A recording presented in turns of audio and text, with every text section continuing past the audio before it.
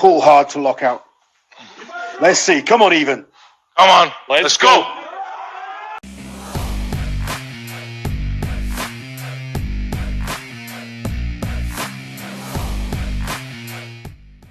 All right, what's going on, you guys? Nick here with Nick Strength and Power. I've got a couple of interesting stories to talk about for you guys today. So today was the 502 deadlift world record attempt to break the record already set by Hafthor Bjornsson back in May, where he set the 501kg deadlift. Now, Hafthor did put out a message to the competitors, just kind of an encouraging message for them, kind of the opposite of the situation that he had when he was attempting to break Eddie Hall's 500kg record. So Hafthor said, on the 2nd of May this year, I broke the deadlift world record with 501 kgs. Today, Rauno Heinla and Ivan Makarov will attempt to beat my record with 502 kilograms. He says, massive luck to both of you, and of course, Mikhail Shivlikov for attempting the Masters World Record deadlift. You can watch it in 20 minutes on Rogue Fitness YouTube channel. So it just ended, and there was no record broken. So Ivan Makarov was actually the only one that ended up attempting the 502. I thought that Rauno Heinla was supposed to attempt it as well. I believe Rauno's max deadlift at this was 455 kgs. So Ivan's second attempt was 450 kgs, which is 900 and something pounds. I think it's 993. So he did 450, and he got that pretty easily, actually. And then on his last attempt, which you're watching right here, he attempted 502. He had tremendous speed off the ground, but it seems to be the trouble with Ivan that he has a little bit of an issue with his lockout power. He's really strong ripping the weight off the ground, but when it comes to completing the rep and locking out his legs, that's where it seems that he really struggles. And we've seen this in his training. He's attempted 501 in training before, and we've seen kind of the same thing. He gets it off the ground really fast, but then he comes back down just as fast before locking it out. So, unfortunately, no world records were broken today. It looks like Hafthor will continue to hold that deadlift world record of 501 kgs for probably the rest of 2020. And maybe in 2021, we will see another world record attempt. But right now, Hafthor still reigns supreme in the deadlift with 501 kgs. Now, next up in the news, let's talk about the Chicago Pro that wrapped up. Obviously, if you guys saw my video yesterday, you guys know that Akim Williams ended up winning the show. And it was an extremely close battle between Akim and Justin Rodriguez. So they had these guys. They did, I think, maybe 4 call-outs of just Akim and Justin, just the two of them, to compare them back and forth. So this was a very close competition. And I was really excited to see the scorecards because I could tell they were having a really tough time deciding between Akim and Justin. So they finally released the scorecards today, and this is very interesting. So the numbers circled in red, I went ahead and circled these for you guys to make it a little bit easier for you guys to understand.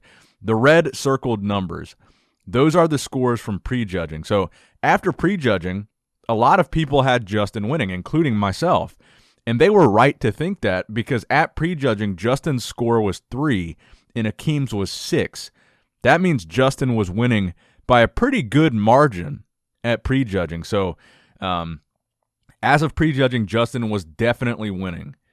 No question about it. And that's what a lot of us saw, and that's what a lot of us thought. Now, circled in blue, you have the score from the night show. So at the night show, Justin got 6 points, and Akim got 3. Now, I want to make a note here. Bodybuilding is kind of like golf. The lower the score, the better the score. So Akim got 3 at the night show, and Justin got 6 at the night show. So that's why they kept going back and forth, because as of the night show, they were tied with 9 points. So all those call-outs that you saw of just Justin and Akim, that was the tiebreaker. They were trying to determine who was winning because they were tied. And I thought, watching all those call-outs, I thought it's got to be down to 1 point. It's got to be a really close decision. Little did I know, if you look at the scorecards, they were actually tied for 1 and 2. I thought Justin was a little bit tighter at the night show still, definitely at prejudging, and that's probably why Justin was ahead so much in prejudging. And I think Akim tightened up quite a bit for the night show, and he looked better at the night show, and that's why he started to gain these points on Justin. So let me know what you guys think in the comment section below about the results of the Chicago Pro. Did you have Justin or did you have Akim winning? Because like I said, a lot of the people in the comment section, after prejudging, everybody was saying Justin was winning. Then at the night show when Akim won, everybody was saying Akim won easily. And it looks like both of those opinions would be right because Justin was winning by quite a bit at prejudging and Akim was winning by quite a bit at the night show. So a fascinating show, no doubt. And those results are now the final results for the Olympia qualification list. So this is what I wanted to get to in this video. So now that the Chicago Pro is over, that is the last and final opportunity. That's it to qualify for the Olympia. So these are your guys that are going to the Olympia, barring a special invite. So currently qualified: Brandon Curry, William Bonac, Hadi Chupin, Dexter Jackson, Rolly Winkler, Phil Heath, Cedric McMillan, Nathan Diash, Juan Morel, Flex Lewis, Hunter Labrada, Ian Valle, Lee Sung Chol, Antoine Vaillant, James Hollingshead, Lucas Osadel, Rafael Brandau, and Akim Williams. Now, I believe from this list, I don't think Nathan Diasha is doing the Olympia this year, and obviously we know that Flex Lewis isn't doing the Olympia this year, so you can subtract those two names. Now, the points are what the points are. Top three in point standings are all going to the Olympia, and those changed because of the Chicago Pro. Max Charles is currently in the lead with 16 points. He is going to the Olympia. Justin Rodriguez in second with 14 points. He is going to the Olympia. Regan Grimes, after that placing in Europa, he didn't know if he was going to the Olympia. Now he knows off of points. Regan is going to the Mr. Olympia, and Big Ramy was pushed out of that top three by 3 points in 9th place. All right, guys, so I'm very grateful and happy to announce that today's video is sponsored by the Ridge Wallet. It's not your typical bifold or trifold wallet. It's very sleek. It's very compact. It's light. It's industrial. It doesn't fold awkwardly and bulge in your pocket like a typical trifold or bifold would. And it seriously has changed my whole pocket situation. And this design, it couldn't be easier to carry in gym shorts and a gym bag. Most people are still using these old school wallets designed back in the 90s, carrying around old receipts and gift cards, hotel keys, just a total mess. It holds up to 12 cards, plus there's room for cash. There's over 30 styles and colors, including carbon fiber and burnt titanium. I myself have 3 different colors, and actually the 2 carbon fiber ones are my favorite. So I've got forged carbon fiber 3K weave, and aluminum black. And the best part is it's completely risk-free. Each wallet comes with a lifetime warranty, and they also have a 45-day satisfaction guarantee. You can test drive this wallet for 45 days and send it back for a full refund if you do not love the wallet. In addition to being light and compact, it comes with that RFID blocking technology that protects you from digital pickpocketers. But if you want to get your own and get 10% off today, use the Ridge code NICSP at checkout to save 10% on your first Ridge wallet purchase. And of course, there will be a link in the description down below. Let's get back to the video. So that is currently your list of guys that is officially going to the Olympia. Now, you see that special invite question mark on there next to Big Ramy's name. And I wanted to read you guys some of the responses that I saw on this post from other pros regarding the possibility of Big Ramy receiving a special invite. So Patrick Moore was in the comment section there. And he says, no one who doesn't qualify deserves one, a special invite. If it worked that way, every athlete works hard, so I guess we all deserve one, right? Forget about the other guys who earned their qualification. Then he replies to another comment and says, look at it this way. We can all speculate he would have won in Europe. Maybe he would have, maybe he wouldn't have. Put yourself in the other athlete's shoes with points. How would you feel? It sucks big time that he got sick. It does.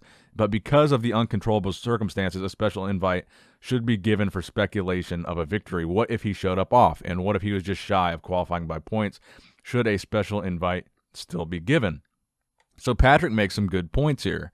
Now, another IFBB pro commented that post. Rough Diesel, one of the best posers in the IFBB, by the way, if not the best.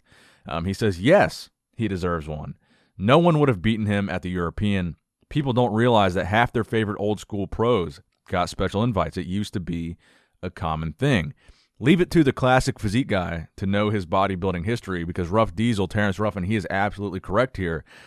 So 2 pros who I'm a big fan of making 2 different points, and both of those points are valid. I would just say that keep in mind, they have given a lot of special invitations recently. Kevin Levrone got a special invitation in 2016. Kai Green in, was it 2015 and 2017, they offered him the special invitation, and Kai was just a runner-up at the Olympia. He's never won. Big Ramy, he is just a runner-up at the Olympia. And, of course, you've got Cedric McMillan. He received a special invite last year, and his best Olympia placing was 7th. So I think that both Patrick and Terrence make good points. But let me know in the comment section below, what is your guys' stance on a special invite to the Olympia? I think it would be different if they never gave them out at all. But they've been giving out a lot of them lately, and throughout history, they have given out a lot of special invitations based on a pretty, what seems to be random, arbitrary special invite system. My personal stance, I'm not really against it because of the track record that the Olympia has of just giving out kind of random special invitations. I'm not entirely against Big Ramy getting one because they've done it multiple times before, and every time it's just kind of random. It seems kind of arbitrary, like I said. So if they had never done it before and never given out a special invitation on any basis, I would say, obviously, absolutely not. They shouldn't just give one to Big Ramy, but they've done it a lot. They've done it recently. They did it last year to someone that hasn't placed as highly as Ramy has placed. So just some food for thought, but again, if I was a betting man, I would definitely bet that they would offer Big Ramy a special invitation, especially if you consider the fact that Flex Lewis, who recently announced that he is out of the Olympia, Flex received a special invitation to compete in men's open bodybuilding. I don't know if you guys know that or not, but because in the rule book, there's no official rule for qualifying for the Olympia by winning an Olympia outside of that Olympia. So, for example, Flex Lewis won the 212 Mr. Olympia multiple times. There's no official rule that says that would qualify him then to compete in the men's open bodybuilding Olympia. So Flex is a little bit of a different circumstance, but at the end of the day, Flex was offered a special invitation to compete in men's open. That's how he qualified. I don't know if a lot of people realize that or not, but that is how Flex got into the men's open Olympia lineup in the first place. All right, now next up in the news, a Chris Bumstead physique update yet again, showing some arm training. Now we know that Chris Bumstead, one of his weak points, self-admittedly, is his biceps. That's something he's trying to improve upon and bring up this year for the 2020 Mr. Olympia. And in this video, they definitely look like they've improved. Now I also saw another video, I believe on one of his friend's stories, someone that trains with him, another physique update on that story of him hitting a vacuum pose, showing off what his midsection is looking like. And he looks like he's in really good shape, and I'm excited to see what Chris Bumstead brings to the 2020 Mr. Olympia stage. I think he's not messing around, and I think we're probably going to see the best version that we've ever seen of Bumstead this year. And, of course, the final story for today's video, another physique update of Brandon Curry. Yet again, another most muscular of Brandon here. He's looking very impressive. This doesn't look like it's the same magic mirror. I guess it might be the magic mirror. And he has, again, in the comment section, or the description, I should say, hashtag beefcake, his caption, when you know where you're going, you just got to keep going until you get there. No matter the storms, no matter who tries to stop you or get in your way, Phil Heath. No matter who tells you that you may as well turn around, Phil Heath fans. Even if against all odds, give it all you've got. Just keep going. I think that's the perfect mentality for Brandon because, like I say, I think a lot of people have already counted Brandon out. They said he's a one-time champ. He's a one-hit wonder. And Brandon, I think, has something to prove at this year's Mr. Olympia, and I think we're going to see him prove that. So let me know what you guys think in the comment section below. That's going to wrap it up for the video today, guys. I hope you did, in fact, enjoy it. Please give it a thumbs up if you did enjoy it, and please subscribe to this channel if you have not subscribed yet already. As always, I love you guys. I appreciate you guys. Nick Strength and Power, signing out.